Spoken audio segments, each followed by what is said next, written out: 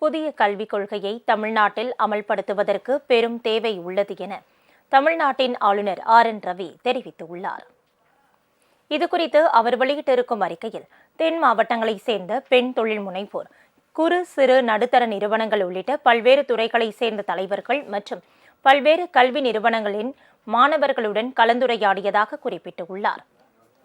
ஏராளமான சிரமங்கள் மற்றும் இடையூறுகள் இருந்த போதிலும் வாழ்க்கையை சிறப்பாக மாற்றும் இவர்களின் நேர்மறையான ஆற்றலையும் தொழில் முனைவு திறனையும் காண்பது ஊக்கமளிப்பதாக இருந்தது. இந்த பகுதி மனித ஆற்றல் மற்றும் இயற்கை வளங்களால் நிறைந்து உள்ளது. ஆனாலும் இது புறக்கணிக்கப்பட்டு பின்தங்கியுள்ளது போன்ற உணர்வை தருகிறது. தொழில்மயமாக்கலுக்கான மிகப்பெரிய சாத்தியக்கூறுகள் இருந்த போதிலும் இங்குள்ள மக்கள் வாய்ப்புகள் புறக்கணிக்கப்பட்டவர்களாக உணர்கிறார்கள்.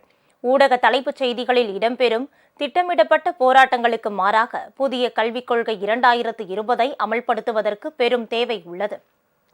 மாநில அரசின் கடுமையான இருமொழிக் கொள்கை காரணமாக அண்டை மாநிலங்களைச் சேர்ந்த இளைஞர்களுடன் ஒப்பிடும்போது இந்த பிராந்திய இளைஞர்கள் வாய்ப்புகளை இழந்தவர்களாக உணர்கிறார்கள் என்றும் ஆளுநர் தமது அறிக்கையில் குறிப்பிட்டுள்ளார். துரதிருஷ்டவசமாக ஹிந்தியை எதிர்க்கிறோம் என்ற பெயரில் எந்த ஒரு தென் மாநில மொழிகளையும் கூட படிக்க அனுமதிக்கப்படாதவர்களாக அவர்கள் உணர்கிறார்கள். இது உண்மையிலேயே நியாயமற்றது.